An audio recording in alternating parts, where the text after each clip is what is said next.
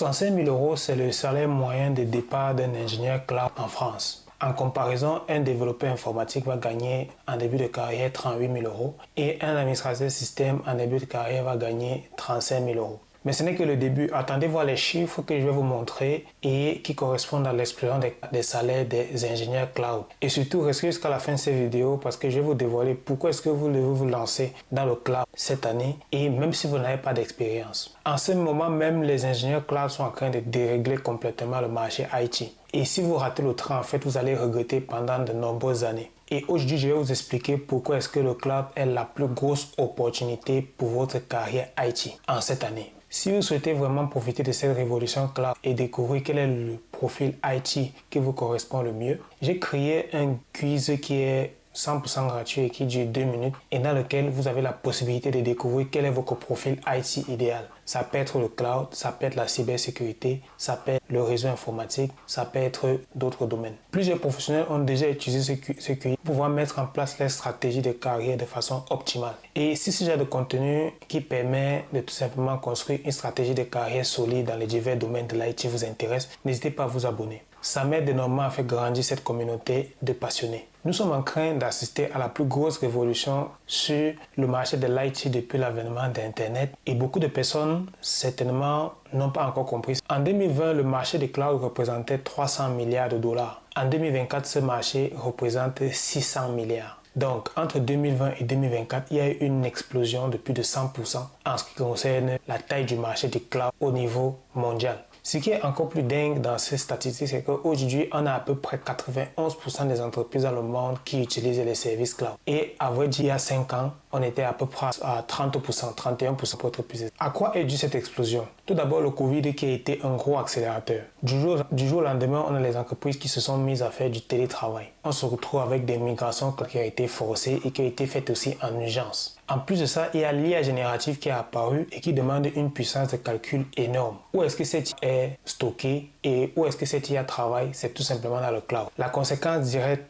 de ces événements est une pénurie massive de profils cloud sur le marché. Au point où les DRH des entreprises, vu cette pénurie, étaient prêts carrément à surpayer en termes de salaire pour pouvoir avoir des profils qui leur permettent de résoudre leurs problématiques opérationnelles. Les entreprises se battent pour les profils cloud et cela fait exploser les salaires. Et en conséquence de ça, il y a un effet domino qui va se produire sur les autres métiers de l'IT. Tout d'abord, les administrateurs système. Ils vont être obligés de se former au cloud sous peine de devenir obsolètes. Ensuite, vous avez les développeurs qui, en plus des compétences en développement, doivent maintenant connaître les infrastructures cloud natives pour ne pas être dépassés sur le marché. Les ingénieurs réseau aujourd'hui ne sont plus appelés à évoluer uniquement sur le réseau, mais ils sont appelés maintenant à évoluer aussi sur le développement des compétences cloud. C'est exactement mon cas aujourd'hui. Ensuite, vous avez les project managers IT qui gèrent aussi maintenant les migrations dans le cloud. Le cloud n'est pas une bribe de compétences qui vient, on va dire, s'ajouter aux métiers qui existaient déjà. Le cloud, en fait, crée une transformation du marché en lien avec les métiers qui existaient déjà, que ce soit les réseaux informatiques, que ce soit la sécurité, que ce soit les administrateurs système. Tous ces métiers sont amenés à être transformés par massive de l'intégration du cloud dans les infrastructures des entreprises. Maintenant, je vais vous expliquer pourquoi est-ce que les ingénieurs cloud ont un pouvoir de négociation énorme sur le marché et cela dérègle complètement le marché de l'IT aujourd'hui. Première raison, ce sont des profils rares et qui sont très demandés. Pour un ingénieur cloud disponible sur le marché aujourd'hui, il y a à peu près 5 à 6 offres d'emploi. C'est tout simplement une loi de l'économie. Ça veut dire qu'il y a une demande qui est énorme par rapport à une offre qui est faible sur le marché. Conséquence, le prix du produit explose. Le produit ici étant l'ingénieur cloud. Deuxième raison, c'est que les ingénieurs cloud aujourd'hui sont formés de façon à maîtriser tout l'écosystème IT. Qu'est-ce que ça veut dire? Ça veut dire qu'aujourd'hui, un ingénieur cloud, c'est carrément un couteau suisse. Ça veut dire quoi? Ça veut dire qu'aujourd'hui, un ingénieur cloud maîtrise le réseau et l'infrastructure. Il connaît le développement, l'automatisation. Il est également capable d'intervenir sur la sécurité et la compliance. Il est aussi capable d'intervenir sur la partie coût et optimisation des infrastructures. Il peut également faire de l'architecture et travailler sur la scalabilité de ces architectures. En réalité, le métier d'ingénieur cloud regroupe au moins 3 à 4 autres traditionnels. Là, on parle d'un ingénieur cloud qui est formé de façon à avoir une compétence et un scope global sur tout ce que le cloud demande aujourd'hui. Ça veut dire qu'un ingénieur qui est correctement formé et qui a une maîtrise complète des technologies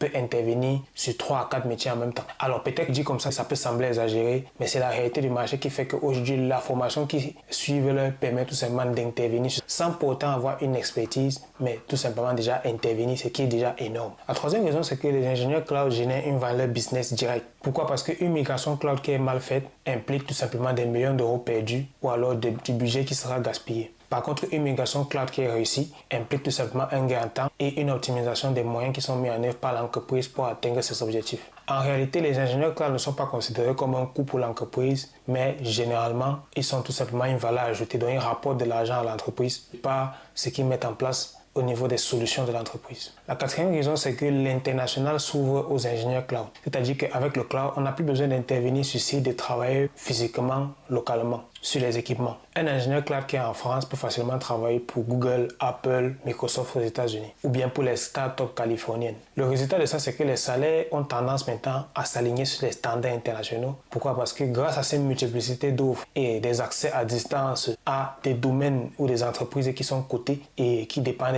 d'autres marchés, les ingénieurs cloud sont capables de demander beaucoup plus en termes de rémunération et leur rémunération s'aligne aujourd'hui sur des rémunérations internationales. D'ailleurs, en parlant de cloud, est-ce que vous savez ce qui a besoin de scaling? Alors, tout simplement mon nombre d'abonnés. J'ai besoin de scaler un peu mon nombre d'abonnés et pour ça, j'ai besoin de votre aide. Tout simplement, si la vidéo vous intéresse, si la vidéo vous plaît jusqu'ici, n'hésitez pas à cliquer en dessous sur le bouton s'abonner et moi, ça va m'encourager à continuer à vous proposer ce type de contenu. Quelles sont les opportunités concrètes qui s'ouvrent tout simplement à vous aujourd'hui en ce qui concerne le cloud? Tout d'abord, la première opportunité, c'est les reconversions qui peuvent être payées par des entreprises. C'est-à-dire qu'aujourd'hui, il y a des entreprises qui payent les formations cloud pour leurs employés afin que cela puisse être opérationnel par rapport à leurs besoins quotidiens. Moi, j'ai vu des comptables ou alors des ingénieurs qui étaient dans les entreprises voir leur formation intégralement payée en vue de se reconvertir sur divers domaines du cloud. Et cela était intégralement payé par les entreprises. La deuxième opportunité, c'est que vous avez le freelance cloud qui est en pleine explosion. C'est-à-dire qu'aujourd'hui, vous avez des TJM sur des missions de freelance cloud pour ce qui est du marché français qui sont à partir de 600, 550 euros, 600 euros par jour jusqu'à 1200 euros.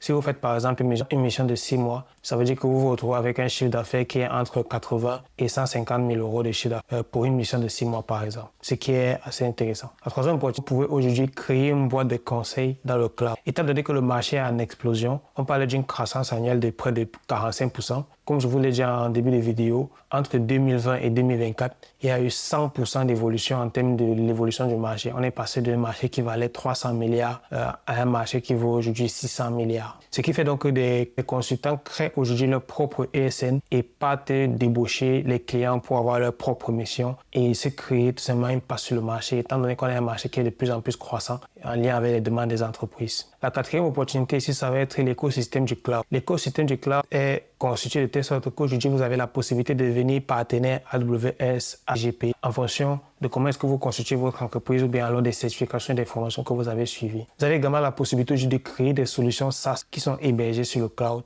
Vous avez également la possibilité de former d'autres ingénieurs au cloud si vous avez des compétences avérées et avancées dans le domaine. Vous pouvez faire des livres, des conférences, créer du contenu et bien d'autres opportunités de partage de vos connaissances. L'autre opportunité, c'est que vous pouvez travailler à l'international sans vous déplacer. C'est-à-dire que vous pouvez profiter de la qualité de vie de la France, vous pouvez rester en Afrique, vous pouvez aller dans d'autres pays et travailler à distance. Bien évidemment, pour cela, vous allez avoir besoin de l'accord de votre entreprise, alors de votre client, mais c'est tout à fait plausible parce que les métiers du cloud le permettent. Quels sont les secteurs qui recrutent le plus en ce qui concerne l'ingénierie cloud? Vous avez aujourd'hui les fintech, les banques, donc qui ont des besoins de conformité et de scalabilité des infrastructures. Si vous avez les entreprises e-commerce, pourquoi? Parce que lorsque, par exemple, ces entreprises font face à des activités, par exemple, lors du Black Friday, ils ont besoin de mettre en place des solutions qui permettent à leur site Internet de ne pas cracher. Ensuite, vous avez le domaine de la santé, avec des données sensibles sécurisées qui sont stockées dans le cloud. Vous avez le gaming qui peut avoir des pics de charge imprévisibles. Vous avez le secteur des médias,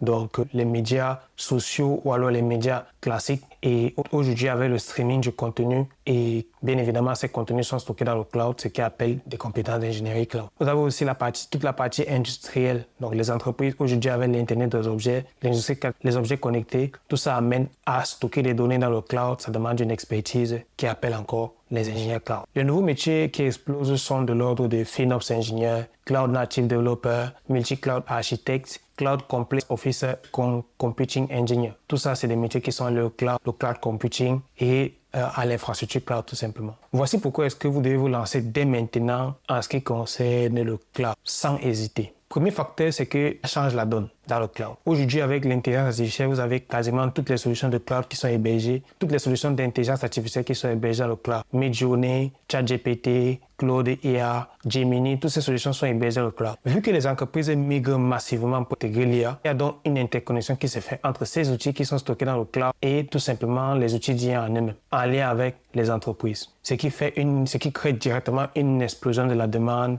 d'ingénieurs IA qui maîtrisent le cloud ou alors d'ingénieurs cloud qui maîtrisent aussi les solutions d'intelligence artificielle. Le deuxième facteur, ça va être ici les réglementations européennes en vigueur. Vous avez le RGPD renforcé, le Digital Service et tout cela demande en fait de l'expertise cloud pour pouvoir gérer la confidentialité et la sécurité des données des utilisateurs dans le cloud. Le troisième facteur, c'est la demande d'efficacité pour les entreprises. Les entreprises ont besoin de migrer la plupart de leurs services IT dans le cloud afin d'avoir plus d'efficacité et cela demande des compétences d'ingénierie cloud. L'autre élément, le quatrième, ça va être qu'aujourd'hui, vous avez des outils de formation qui sont révolutionnaires. Vous avez aujourd'hui plusieurs simulateurs, des labs, qui peuvent vous permettre de vous former, d'apprendre les technologies sans pour autant vous ruiner et même gratuitement, déjà en commençant par YouTube. Donc aujourd'hui, le facteur clé pour moi est que l'information est disponible et accessible et en mettant un peu d'investissement, il est possible de développer des compétences très rapidement pour soit compléter son profil avec des connaissances qui permettent de se positionner sur le marché différemment ou alors tout simplement de transformer carrément sa carrière en se reconvertissant dans le cloud. Dans une prochaine vidéo, je vous donnerai la roadmap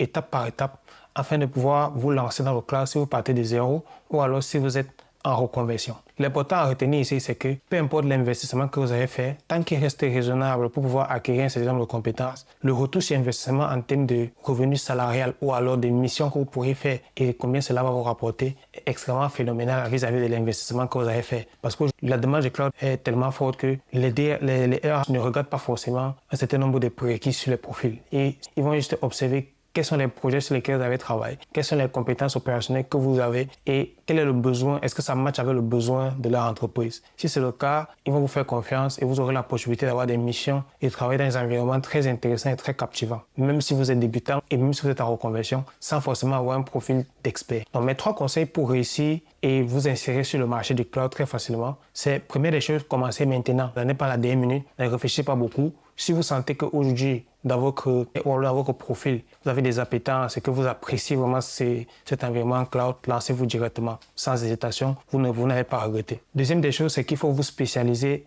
assez rapidement. Évitez d'être généraliste lorsque vous vous lancez dans le cloud, évitez de vouloir tout faire, choisissez une spécialité et commencez à vous mettre dessus afin d'avoir un profil premium qui va résoudre des problèmes précis des entreprises. Troisième conseil, c'est qu'il faut penser business. C'est bien pour la compétence technique, mais si vous avez un impact business, vous aurez la possibilité de facturer vos clients très cher pour les solutions que vous allez leur proposer. Si vous voulez aller plus loin, si vous voulez découvrir exactement si aujourd'hui vous avez un profil qui est en lien avec le cloud, vous avez dans la description un quiz que j'ai créé qui dure maximum 2 minutes et dans ce quiz, vous avez la possibilité d'évaluer votre profil IT et de savoir quel est le profil qui vous correspond. Une fois que vous aurez rempli ce quiz, vous aurez la possibilité de recevoir par mail un guide que j'ai conçu en fonction de votre profil qui vous donne la stratégie à adopter afin de vous positionner au mieux sur le marché de l'IT qui est de plus en plus émergent et avec des technologies de plus en plus novatrices. Il est important pour tous les profils de pouvoir avoir une stratégie claire et efficace pour se différencier et atteindre les objectifs. Dites-moi dans les commentaires quel est l'aspect du cloud qui vous attire le plus. Est-ce que ce sont les salaires? Parce qu'aujourd'hui, les ingénieurs cloud dérèglent le marché